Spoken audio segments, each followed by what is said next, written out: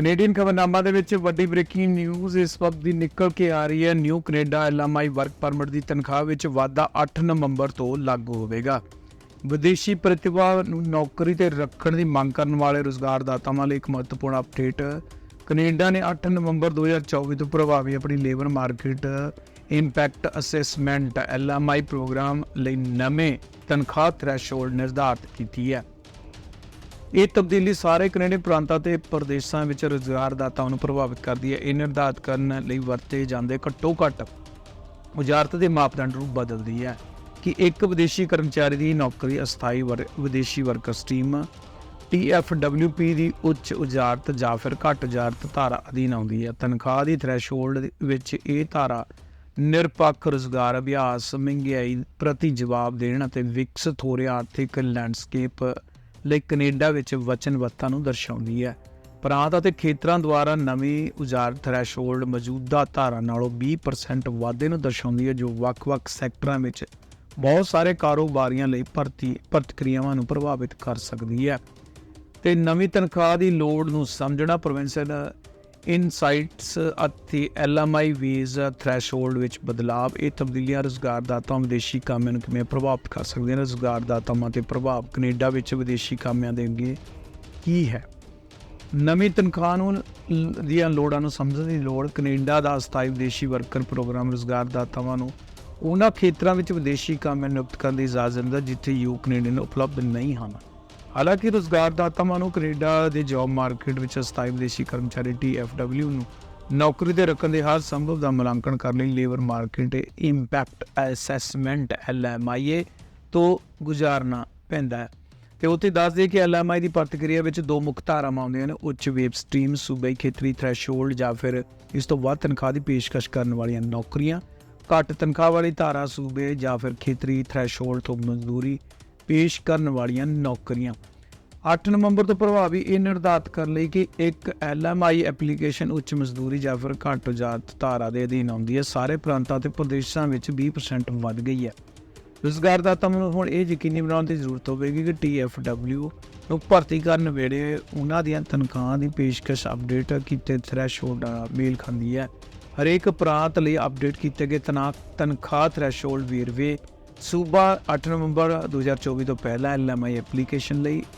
LMI application ਨੂੰ 8 ਨਵੰਬਰ ਤੋਂ 2024 ਤੋਂ ਪ੍ਰਭਾਵਿਤ, ਖਾਸ ਕਰਕੇ ਅਲਬਰਟਾ ਦੇ ਵਿੱਚ 29.5 ਤੇ ਹੁਣ 35.40, ਬ੍ਰਿਟਿਸ਼ ਕੋਲੰਬੀਆ ਵਿੱਚ 28.85 ਤੇ ਹੁਣ 34.62, ਮੈਨੀਟੋਬਾ 'ਚ 25 ਤੇ ਹੁਣ 30, ਨਿਊ ਬ੍ਰੈਂਸਵਿਕ ਦੇ ਵਿੱਚ 24.4 ਤੇ 28.85, ਨਿਊ ਫਾਊਂਡਲੈਂਡ ਅਤੇ ਲੈਬਰਾਡੋਰ 'ਚ 26 ਤੇ 31.20, ਉੱਤਰੀ ਪੱਛਮੀ ਪ੍ਰਦੇਸ਼ ਤੇ 39.24 ਅਤੇ 47.9, ਨੋਵਾ ਸਕੋਸ਼ੀਆ 'ਚ $40 ਅਤੇ ਹੁਣ $28.80, ਨੁਨਾਵਤ ਤੇ 35 ਅਤੇ 42, ਅੰਟਾਰੀਓ ਦੇ ਵਿੱਚ 28 ਤੇ 39 ਤੇ 34 ਤੇ 7 ਤੇ ਨਿਊ ਪ੍ਰਿੰਸ ਐਡਵਰਡ ਟਾਪੂ ਤੇ $24 ਅਤੇ $28.80, ਕਿਊਬਕ ਦੇ ਵਿੱਚ $27.47 ਤੇ $32.36, ਸਕੈਚਵਿਨ 'ਚ $27 ਅਤੇ ਹੁਣ $32.40, ਯੂਕੋਨ 'ਚ $36 ਤੇ ਹੁਣ $43.20।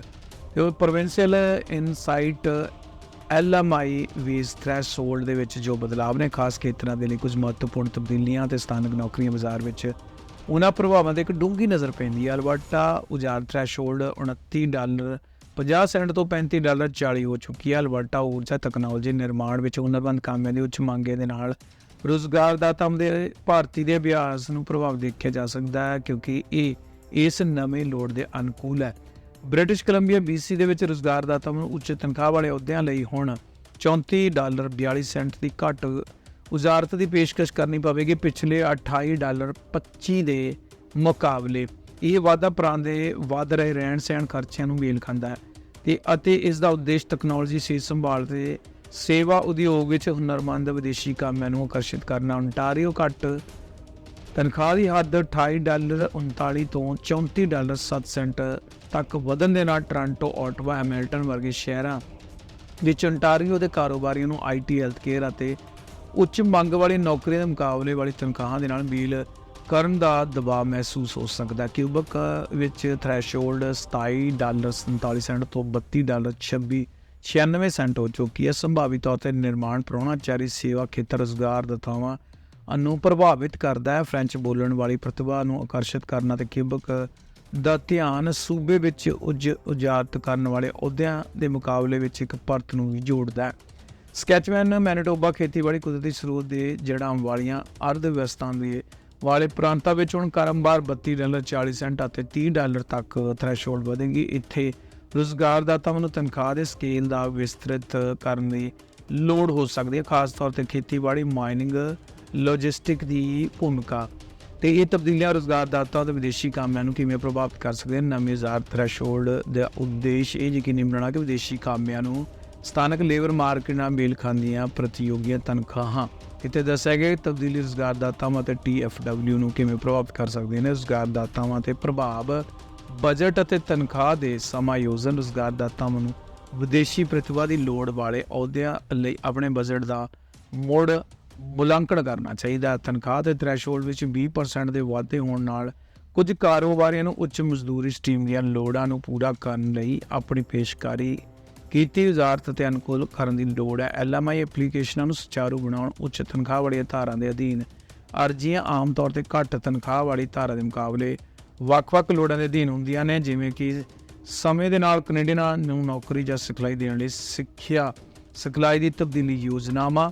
ਰੁਜ਼ਗਾਰਦਾਤਾਵਾਂ ਤੋਂ ਪਹਿਲਾਂ ਪੁਰਾਣੇ ਉੱਚ ਤਨਖਾਹ ਦੇ ਥ੍ਰੈਸ਼ਹੋਲਡ ਤੋਂ ਥੋੜ੍ਹਾ ਡੇਟਾ ਵਜ਼ਾਰਤ ਦੀ ਪੇਸ਼ਕਸ਼ ਕਰਦੇ ਹੁਣ ਉੱਚ ਤਨਖਾਹ ਵਾਲੀ ਧਾਰਾਂ ਦੇ ਯੋਗ ਹੋ ਸਕਦੇ ਨੇ, ਜੇਕਰ ਉਹ ਨਵੀਂ ਥ੍ਰੈਸ਼ਹੋਲਡ ਦੇ ਅਨੁਸਾਰ ਵਜ਼ਾਰਤ ਨੂੰ ਅਨੁਕੂਲ ਕਰਦੇ ਨੇ। ਸੈਕਟਰ ਵਿਸ਼ੇਸ਼ ਵਿਚਾਰ ਯੋਗ ਜਿਵੇਂ ਖੇਤੀਬਾੜੀ, ਪ੍ਰਾਹੁਣਾਚਾਰੀ, ਨਿਰਮਾਣ ਅਤੇ ਪਰਚੂਨ ਅਤੇ TFW ਅਕਸਰ ਜ਼ਰੂਰੀ ਦੇਖੇ ਹੁੰਦੇ ਨੇ।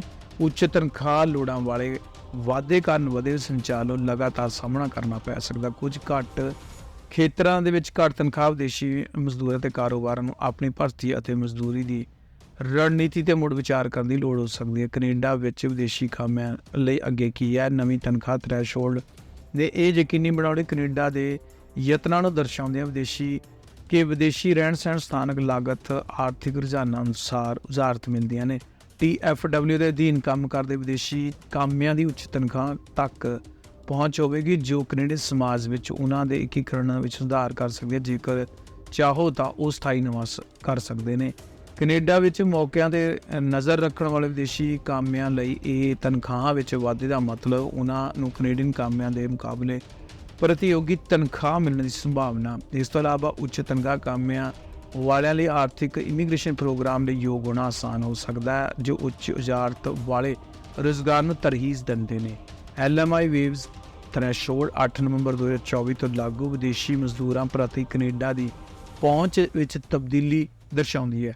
ਰੁਜ਼ਗਾਰਦਾਤਾਵਾਂ ਨੂੰ ਹੁਣ ਅਸਥਾਈ ਵਿਦੇਸ਼ੀ ਕਾਮਿਆਂ ਨੂੰ ਆਕਰਸ਼ਿਤ ਕਰਨ ਤੇ ਬਰਾਬਰ ਰੱਖਣ ਵਿੱਚ ਉੱਚ ਤਨਖਾਹ ਦੇ ਮਾਪਦੰਡਾਂ ਦਾ ਲੇਖਾ ਜੋਖਾ ਕਰਨਾ ਚਾਹੀਦਾ, ਖਾਸ ਕਰਕੇ ਮਜ਼ਦੂਰਾਂ ਦੀ ਤੀਬਰ ਘਾਟ ਦੇ ਵਿੱਚ। ਤਬਦੀਲੀਆਂ ਆਖਰਕਾਰ ਸੰਤੁਲਿਤ ਲੇਬਰ ਬਾਜ਼ਾਰ ਵਿੱਚ ਯੋਗਦਾਨ ਪਾਉਂਦੀਆਂ ਨੇ, ਜਿੱਥੇ ਵਿਦੇਸ਼ੀ ਕਾਮਿਆਂ ਨੂੰ ਉੱਚ ਮੁਆਵਜ਼ਾ ਦਿੱਤਾ ਜਾਂਦਾ ਅਤੇ ਇਹ ਰੁਜ਼ਗਾਰਦਾਤਾਵਾਂ ਉਹਨਾਂ ਲੋੜੀਂਦੀ ਪ੍ਰਤਿਭਾ ਤੱਕ ਪਹੁੰਚ ਕਰਦੇ ਨੇ। ਜਿਵੇਂ ਕਿ ਕੈਨੇਡਾ ਆਪਣੀ ਇਮੀਗ੍ਰੇਸ਼ਨ ਅਤੇ ਲੇਬਰ ਨੀਤੀਆਂ ਨੂੰ ਸੁਧਾਰ ਜਾਰੀ ਰੱਖਣਾ ਚਾਹੁੰਦੇ ਨੇ। TFWP ਦੇ ਅਧੀਨ ਨਵੀਂ ਉਜਾਰ ਥ੍ਰੈਸ਼ਹੋਲਡ ਇੱਕ ਨਵੀਂ ਸਮਾਵੇਸ਼ੀ ਅਤੇ ਆਰਥਿਕ ਤੌਰ 'ਤੇ ਇਕਸਾਰ ਕਾਰਜਬਲ ਵੱਧ ਇੱਕ ਮਹੱਤਵਪੂਰਨ ਕਦਮ ਵਜੋਂ ਕੰਮ ਕਰਦੀ ਹੈ। ਰੁਜ਼ਗਾਰਦਾਤਾਵਾਂ ਅਤੇ TFW ਲਈ ਸੂਚਿਤ ਕਿਰਿਆਸ਼ੀਲ ਰਹਿਣ ਲਈ ਇਹਨਾਂ ਵਿਵਸਥਾ ਨੂੰ ਨੈਵੀਗੇਟ ਕਰਨਾ ਕੈਨੇਡਾ ਦੀ ਵਿਸਤ੍ਰਿਤ ਹੋ ਰਹੇ ਰੁਜ਼ਗਾਰ ਮਿਆਰਾਂ ਨੂੰ ਪਾਲਣਾ ਨੂੰ ਯਕੀਨੀ ਬਣਾਉਣ ਲਈ ਮਹੱਤਵਪੂਰਨ ਹੋਵੇਗਾ। ਕੈਨੇਡੀਅਨ ਖਬਰਨਾਮਾ ਦੇ ਵਿੱਚ ਇਹ ਸੀ ਹੁਣ ਤੱਕ ਦੀ ਵੱਡੀ ਬ੍ਰੇਕਿੰਗ ਨਿਊਜ਼। ਔਰ ਖਬਰਾਂ ਦੇਖਣੀ, ਸੁਣਨੀਆਂ, ਪੜ੍ਹਨੀਆਂ ਤਾਂ ਬਣੇ ਰਹੋ ਆਜ਼ ਨਿਊਜ਼ ਵਾਲਾ ਦੇ ਨਾਲ।